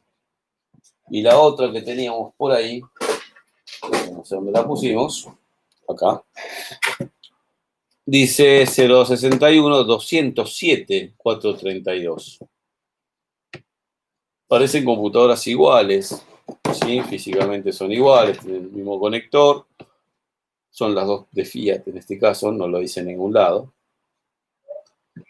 Pero si no tú dijera acá abajo, ¿cómo me doy cuenta con el número de Bosch? Solo. Bueno, vamos a la 432. ¿A dónde vamos? Y a Google. Vamos a abrir... no, el mail no. Vamos a mandarle mail a nadie. Bueno, ahí vamos. Google. 0261207-432. Solamente el número de Bosch. Y ahí me dice que es, de qué auto es. ¿Sí? En algún lugar tiene que decir, puedo poner Bosch, o sea que la marca la sé, pero supongamos que no dice 796 en ningún lado. Pero los que publican me dicen 796, ¿sí? Acá Español Bosch Electronic Service 796. Y con eso busco el esquema eléctrico. En alguna base de datos, en algún lugar, porque generalmente, o sea, por ejemplo, la gente de Fiat en el Palio 1.3 16 válvulas pudo haber traído una computadora ME7.3H4. Es el mismo motor, pero es otra EQ y las dos son Bosch. Entonces, ¿cómo lo identifico? Con eso, buscar el número de parte, buscar en algún lugar los nombres, ¿sí? Y en algún lugar me va a decir qué computadora es, de qué vehículo, y así sucesivamente.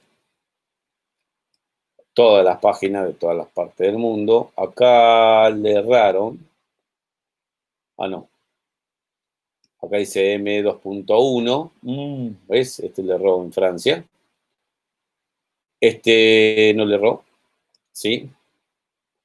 Puso que es 796. Entonces busca siempre, o sea, si la mayoría te dice de las páginas, acá te dice otro ME7.3H4, que es el otro modelo. Cuando entras con el escáner te dice que es ME73H4, pero es un sistema nada que ver híbrido anterior. Pero la mayoría te dicen ME796. Entonces estamos seguros que es una ME796.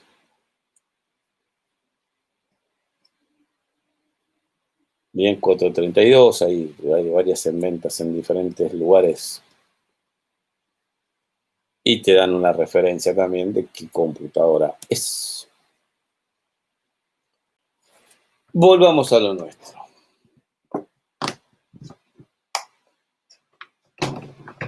Bueno, quiere decir,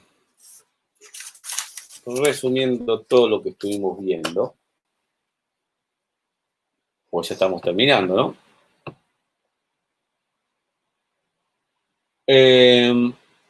Que lo primero que vamos a ver es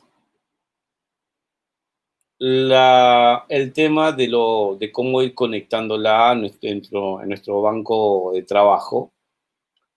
Hemos hablado en la clase anterior un poquito de armarse el banco, les pasaba un circuito, y el circuito lo podemos ir haciendo de a poco, ¿sí? Porque en realidad muchas fallas, muchos problemas que tiene una EQ, por ahí no hace falta ni conectar nada. Por ejemplo, lo que acabo de decir recién, hace un rato, no recién, de probar un transistor de estos, ¿sí? Uno de estos es masa. ¿Cómo sé qué pata es masa de estos componentes? Bueno, me voy a dar cuenta, estos son transistores de potencial encendido, ¿no? Si agarro diferentes EQ, me voy a encontrar con eso siempre y cuando sean vehículos de gasolina. A ver, mis puntas del tester, acá está. Un segundo que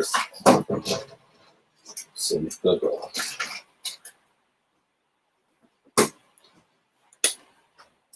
O sea, quiero probar, una de las fallas más comunes es que no haya encendido en 2 cilindros. Cuando la computadora maneja de a pares, ¿sí?, a las bobinas, a los cilindros, ¿no? Una bobina para el cilindro 1 y 4 y otra bobina para el 2 y el 3. Bueno, quiero probar este transistor. Los dos. Primero, lo único en común que van a tener los dos, porque los circuitos van a ser separados. Cada uno de estos es una salida a una bobina que va a manejar a un par de cilindros. Después, el micro, directa o indirectamente, va a manejar la base independientemente para disparar 1 y 4 y para disparar 2 y 3. La masa es lo único que tienen en común las dos bobinas, los dos transistores. Se puede poner el tester en continuidad, ¿sí?, y probar, a ver, van a ser del mismo lado, pues son transistores iguales. A ver, este tiene continuidad, no, este y este tampoco. Espera, a ver, estoy medio alejado. Este y este sí, ¿está? Eso, acuérdate, esos 2,8 ohmios me los da la resistencia de los cables de mi tester, que ya es viejito. Si yo se lo quiero sacar y tengo esta función relativo delta, puedo ponerlo casi en cero. Yo puedo probar que no esté en corto, ¿sí?, ni a masa ni a la base. Pero en realidad son pruebas relativas lo que yo puedo hacer con un tester. Yo busco la masa para darle masa ahí, poner una punta lógica acá y ver si tiene masa, quiere decir que está en corto. Y si no me está indicando que está masa, con la otra punta lógica acordarse de hacer esto. ¿Ah? Y si yo veo que prende y apaga, quiere decir que está conmutando. ¿Alcanza esa prueba? No, no alcanza. Y ahí es donde viene la prueba real. El tema es que la mayoría de las veces cuando vos haces la prueba esa de conmutación con un voltaje que le das desde la punta lógica, que lo usás como ese voltaje residual, lo usás como referencia, vos con esa prueba te das cuenta que si le das pulso, le diste masa a este pin, ¿sí?, acá tenés que ponerle masa. Tenés que agarrar algún cocodrilo chiquito, alguno de estos ganchitos que existen, ¿sí?, para darle masa de ahí, conectar esto a masa y poner la otra punta lógica acá y la otra desde acá, todo en la fuente. Si vos conmutas la base y no conmuta la salida, sabes que el transistor está mal y vamos a ver técnicas para desoldarlo. Está soldado la parte física de abajo, ¿sí?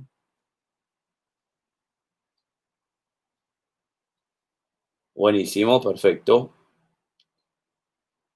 Buenísimo, esa página nos va a servir.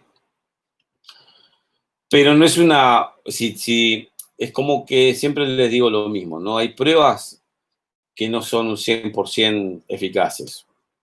También está la prueba de medir en función diodo, un transistor de estos. Este lo tiene la función aquí. Ahí tengo la función diodo, que el diodo me tiene que dar un valor de voltaje entre 400 y 600 y pico milivoltios. Pero a lo que estás mirando es un diodo que está entre la base y el emisor, por ejemplo, 400 milivoltios.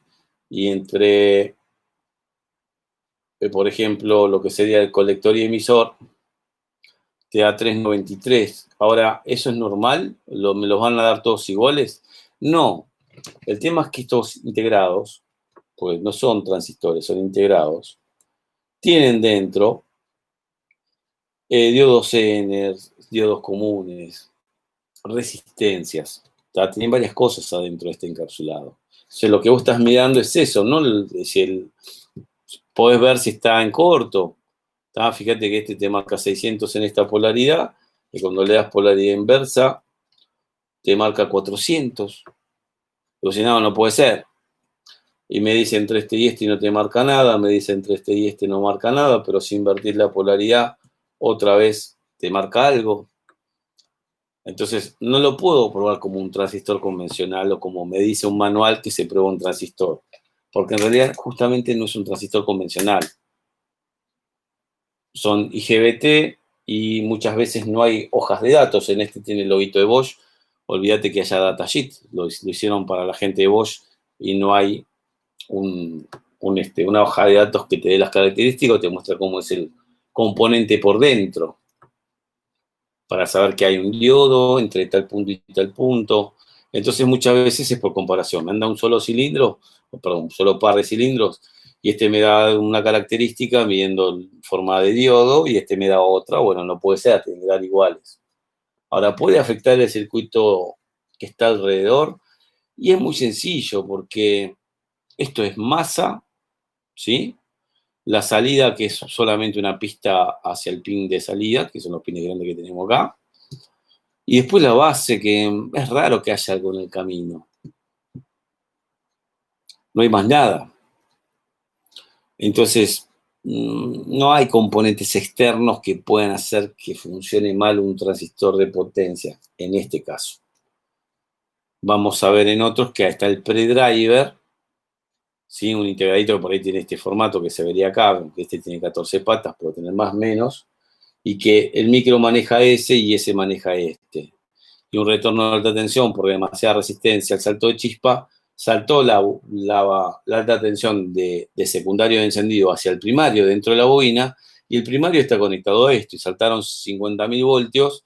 Los 50.000 voltios pasaron a la base del transistor, y la base del transistor o está conectada al micro, puede volar el micro, o está conectada a un predriver y voló el predriver. Entonces, puede ser que el transistor esté quemado y el predriver o el micro también. Ahora, cuando le entra esa cantidad de corriente de muy bajo amperaje, pero de muy alto voltaje a un micro, el micro no es que explota, no es que le ves que está con un daño físico en su encapsulado, pero no haría ninguna función. Es raro que el micro haya perdido la funcionalidad de dar el manejo a un transistor de potencia, pero que se conecta al escáner, pretemporiza la bomba, genera las otras funciones. Generalmente es un driver. Entonces, clases siguientes vamos a trabajar sobre empezar a reconocer circuitos, ¿sí? ¿Qué circuitos hay? Vamos a arrancar por lo más normal, que es lo que se quema o lo que se daña en una computadora de inyección, que son los drivers de potencia, todos, principalmente bobina, inyectores, relays, factores de ralentí, como una mariposa motorizada, ¿sí? Y después lo de las fuentes, pero entender con la verificación del consumo de corriente de la EQ y con las temperaturas de los componentes, si realmente es el regulador o no. El regulador yo cambié muy pocas veces. Lo que más se va a quemar son los transistores de encendido, este que ya no está, que es el que maneja la mariposa motorizada, el diodo este de entrada en corto, un capacitor sobrecalentado, o sea, lo ves que está inflado, ¿sí? Tiene que estar prácticamente liso arriba y lo ves inflado, bueno, ese capacitor, o tuvo un voltaje mayor al que puede manejar, o hubo un intento de conexión de batería invertida. Depende del circuito de protección que tenga la EQ, puede o no protegerlo, ¿sí? Así que vamos a ver el recorrido de los 12 voltios cuando entran, que algo que hemos visto rápidamente en una clase, lo vamos a ver en detalle, la parte de fuente y la parte de salidas de potencia. Inyectores, bobinas, relay, actuadores de mariposa, actuadores de ralentí, principalmente. Y después vamos a ir a la parte lógica, manejo de memorias, microprocesadores, cristales, y a la parte de adecuación de señales.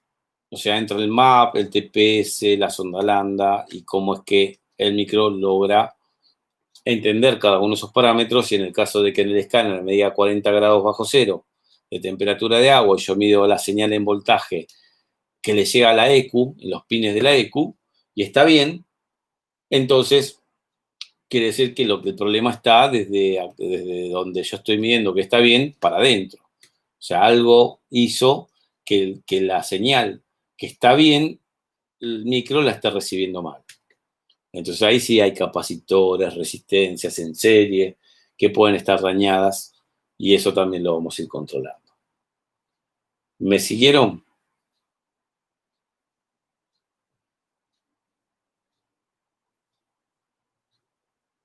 Bien. Había alguien que tenía una consulta, ¿puede ser?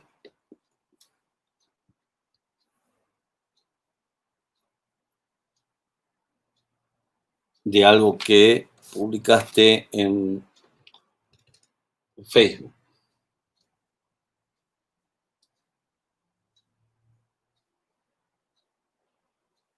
En Facebook, no, en WhatsApp, perdón. Por WhatsApp, sí.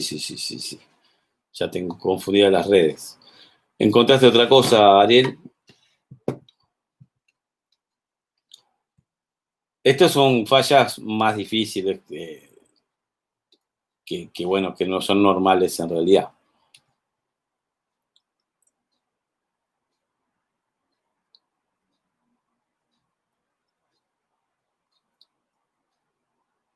Buenísimo. El otro componente del otro día.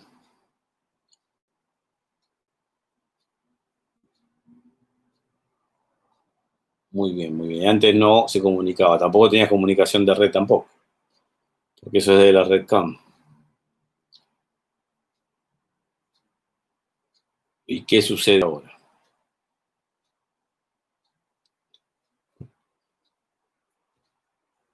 ¿Querés que te habilite el micrófono a ver si funciona?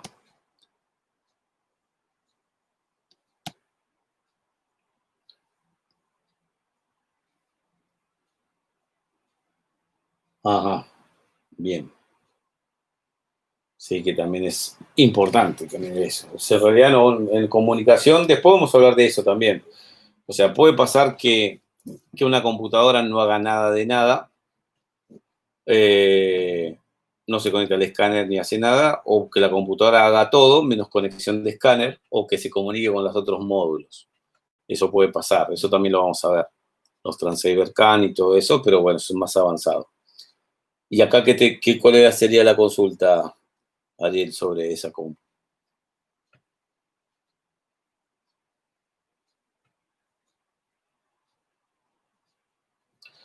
Ese que está en la foto,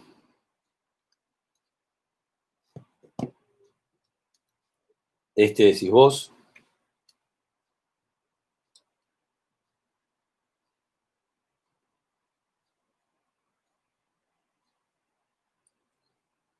¿Estás hablando de este componente ahora?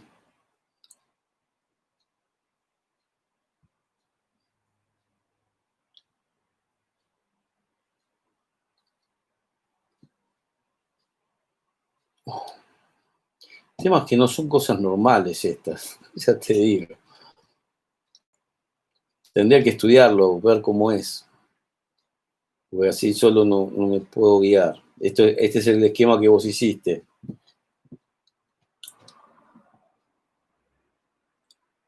Micro. Oh, estas son las bobinitas. Las bobinitas son filtros. Oh, mira, no se ve nada. A ver si podemos hacer que se vea. Más o menos. Quedó muy oscuro. Pero algo se ve.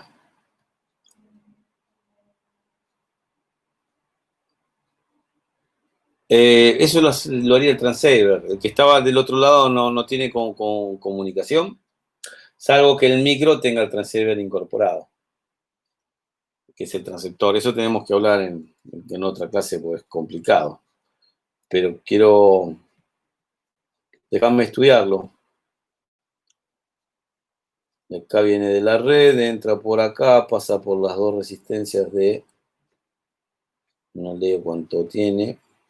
Son diferentes. 61R9 de 61,9 ohmios y esta tienen, ¿qué dice? 121,0. 121 ohmios. Bien. Y de ahí pasa por resistencias. Y ese es el componente. Tiene dos. Y uno está unido con el otro. Oh, más complicado no. A ver. El transceiver en realidad tiene un TX y un RX desde lo que sería el transceiver CAM. Ese era de 8 patitas. Y déjame ver qué son esos componentes, porque no son componentes comunes. ¿Encontraste qué significa esto que es?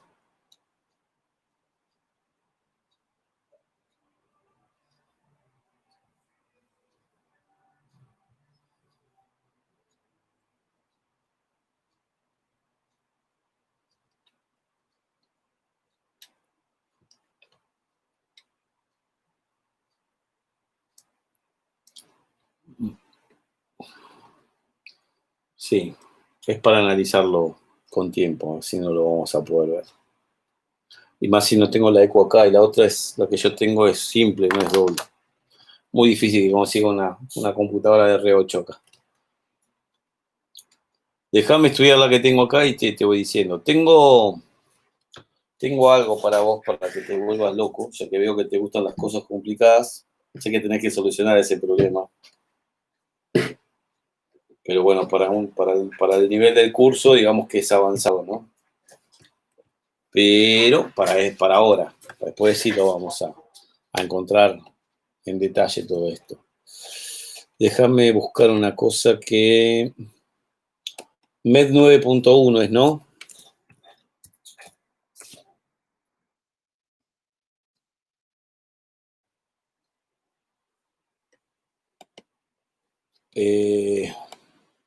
Mira, yo no lo estuve viendo bien. Son más que nada es la parte de programa. Déjame ver una cosa.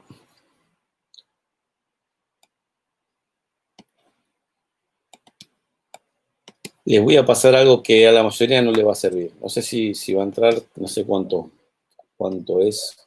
Y está en alemán, así que va a haber que usar el traductor de Google o algo de eso. Es todo el desarrollo del software. No hay, puede ser que en alguna página haya justamente cómo es que trabaja la red CAM y cómo es la conexión básica. Ahí se los acabo de compartir por WhatsApp. Es para volverse loco, ¿está? Eso les muestro cómo es el desarrollo de software de una compu en particular. 4000 y pico hojas tiene eso. Esperen que no encuentro para volver ahora. Acá estamos.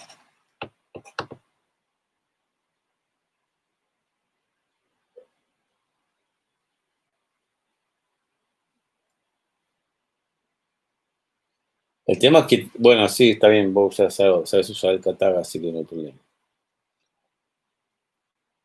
Tenés que pasarle todo el programa.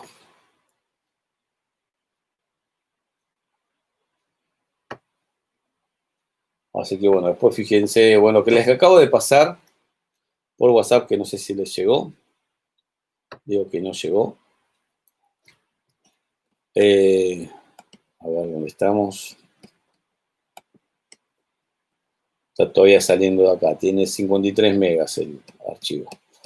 Es el desarrollo de software de una computadora, para que vean la complejidad. Encima está en alemán. Pero puede ser que haya un sector, si querés investigarlo, que relacione el software con la parte del hardware. Así que bueno, hay que buscar en esas 4000 y pico hojas que ahora va a aparecer en el WhatsApp. Y déjame ver si investigo un poquito esto cómo es, porque normalmente va al transceiver. Ojo que te puedes ir, en el circuito te puedes ir para otro lado, que es por ese el monitoreo que tiene el micro para saber si transmisión de datos y esas cosas. Bueno, señores, el viernes que viene otra vez feriado, pero el sábado estamos nuevamente. ¿Parece?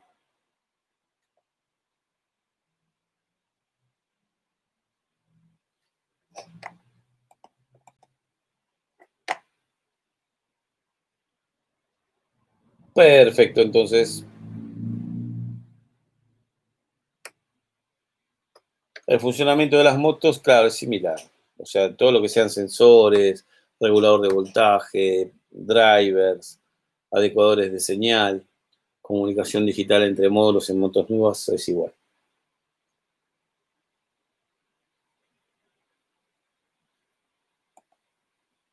No hay mucha diferencia.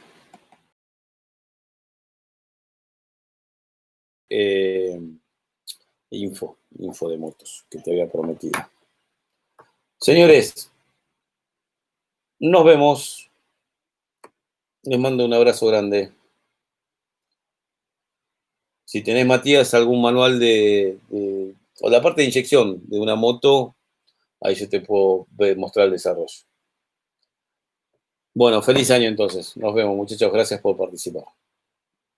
Dale cualquier cosa, avísame por WhatsApp lo vamos desarrollando. Les mando un abrazo grande. Que empiecen bien el año. Será hasta luego.